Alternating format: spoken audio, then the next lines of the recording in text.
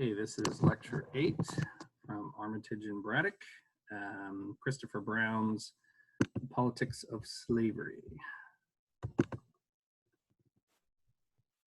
Okay, Politics of Slavery. So Brown says, or argues, that slavery has been overlooked in its political components in the discussion of the British Atlantic world. And he says this is unfortunate because there are 5 distinct political aspects of slavery that can be understood in the political terms. First, slavery produced political power. Second, it defined political interests. Third, it generated political conflicts. And fourth, shaped political thought. And finally, 5, influenced political culture. And so I'm going to go through and give an example of each one of these in a second. The British Atlantic world gave rise to the planter class. These are the people planters are the people who own the plantations. They are the wealthy and powerful. Because they are wealthy and powerful, they amass political power, as we shall see. And they're not just politically powerful in the colonies. The colonies generated wealth, which the people who benefited, the planter class, many stayed in the colonies, but some returned to England or to Britain, where they were able to deploy and live off this wealth that was being produced by their plantations. This gave rise to a distinct set of people in the British political world known as the West Indiamen. And these were the planter class who owned lucrative plantations, particularly sugar plantations in the Caribbean. And their fondest dream was to be an absentee plantation owner, in which they could live in London and benefit from the enormous money they were generating as the owner of these plantations. So the West Indiamen they become a part of the political world, not just in the colonies where they dominated, but over back in the British Home Isles. Okay. Sugar is the linchpin of this creation of the West Indiamen. It generates enormous money, not only for the individuals, the plantation owners, the planter class, creating the West Indiamen, but also for the state. The state becomes reliant upon the revenues generated from sugar. And this creates political power, right? These individuals who directed this flow of wealth to their own pockets and also to the revenue for the state. So between 1690 and 1790, between 1/3 and 1/5 of all state revenues came from customs duties, in which the most lucrative element that was subject to customs duties was sugar. So this money generated from the plantations was used to finance the wars and expand the empire of the British home island, right? So they became reliant upon this flow of money generated from the expanding sugar production business.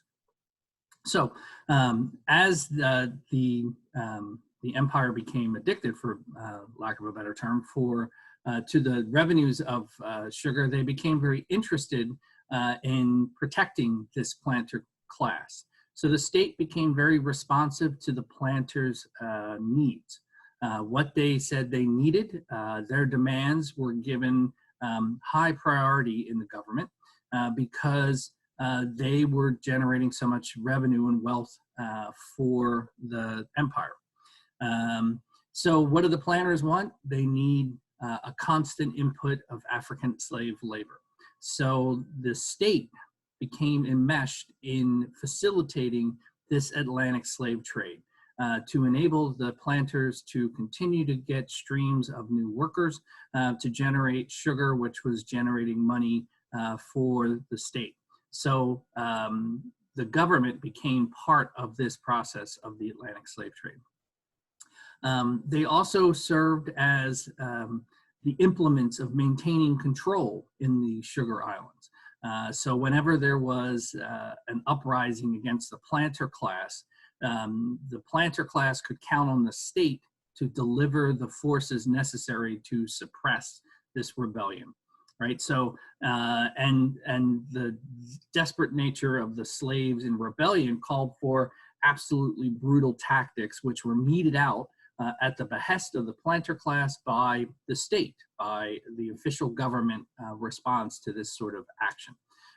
In addition, the state, wanting to protect the planters' interest and make sure that money kept flowing into their coffers, made a concerted effort to protect these sugar islands and these plantations from other European powers as well. So it became a prime part of the foreign policy of the state, the British Empire, to protect these sugar plantations, which directly benefited the planters.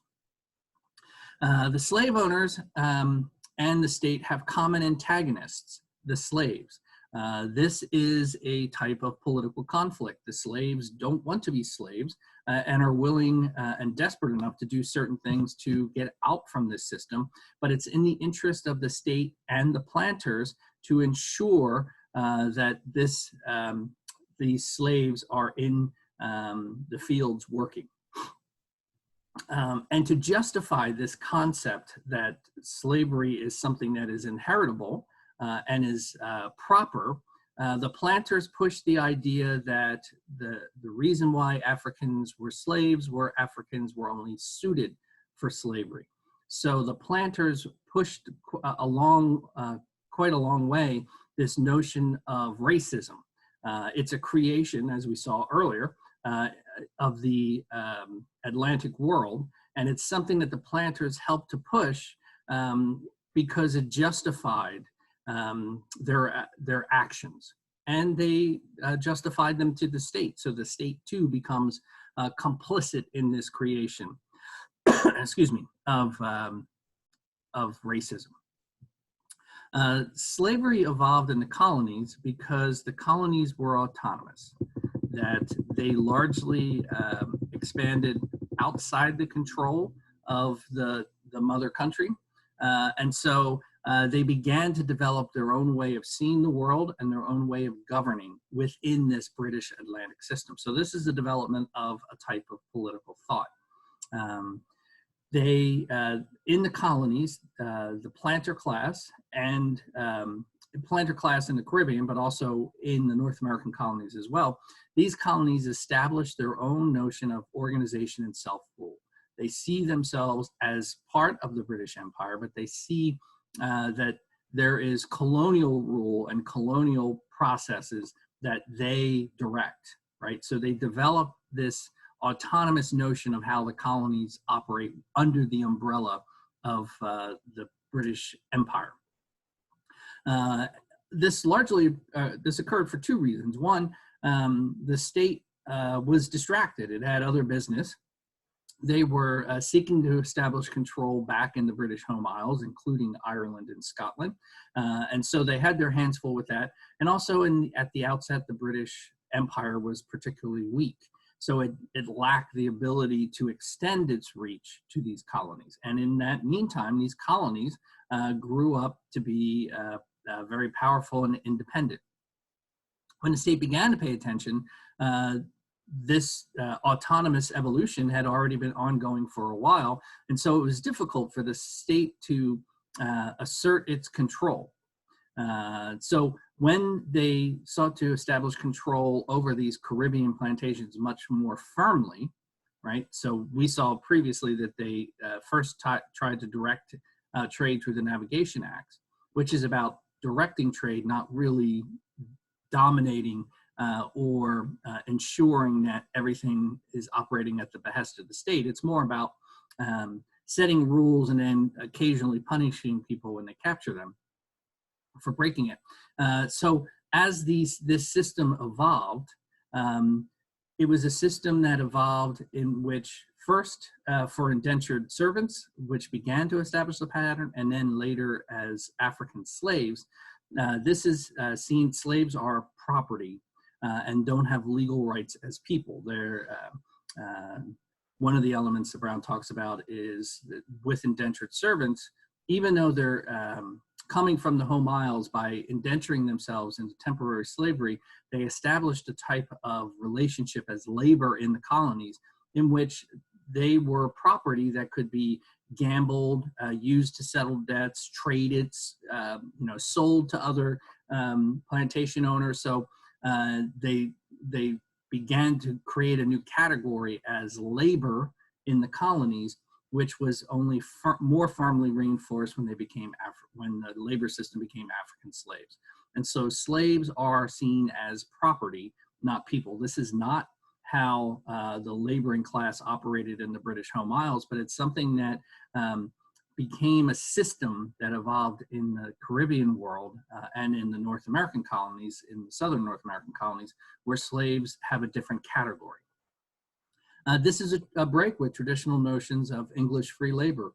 Even the peasant class during feudal times had certain roles and regulations that were preventing the owners, the dukes, the royalty, from mistreating them completely. The peasants were tied to the land. You could not swap your peasants with peasants from another duke down the road, right? So they had this notion, even in the peasant status under the feudal system, they had some notion of protection, right?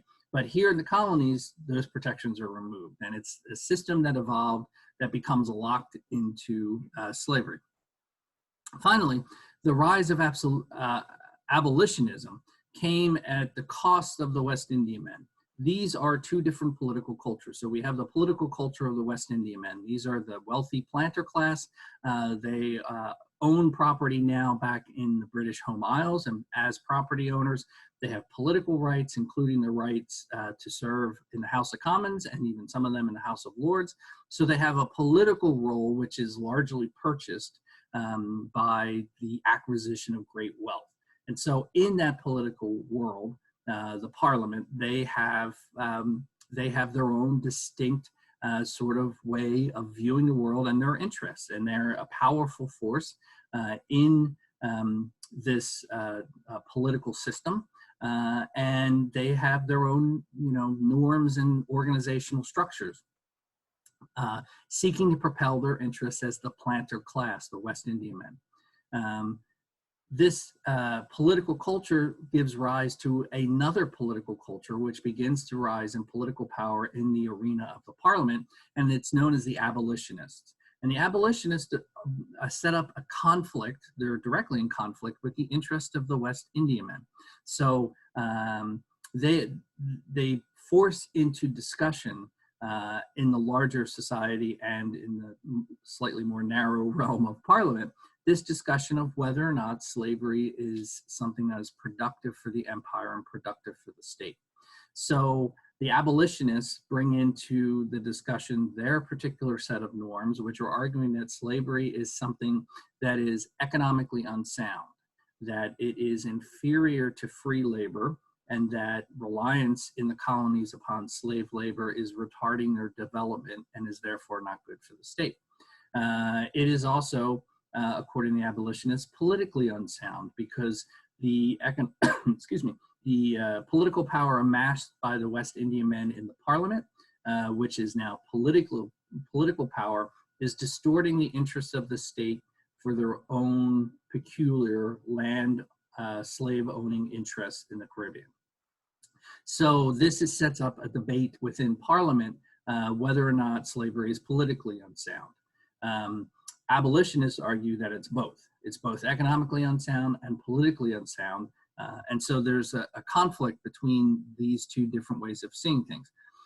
This conflict and these questions about whether it's economically unsound and politically unsound are reinforced because the abolitionists go to great lengths to publicize exactly what it means to be a plantation slave owner in the Caribbean, and how the state is complicit in maintaining their political power and their economic power. Slavery is a nasty business, and by publicizing what the state is doing, the abolitionists generate political power to end state involvement and end slavery within the empire. This, of course, is against the interests of the West Indiamen. But the abolitionists are helped because it is such a nasty business.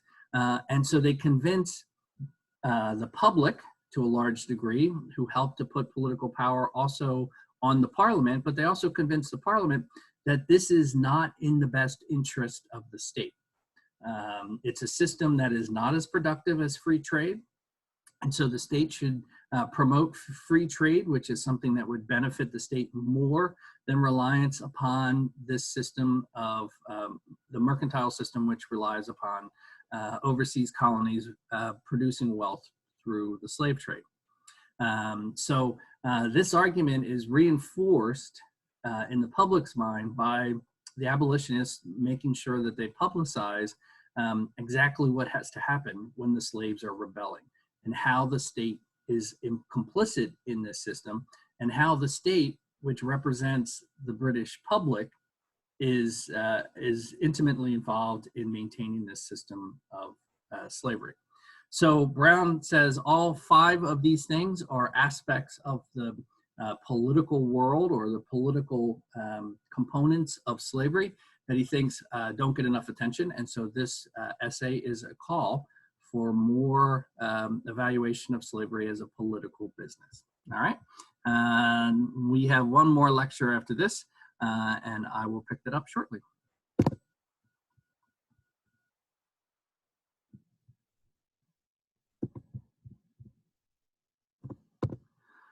Okay, Patrick.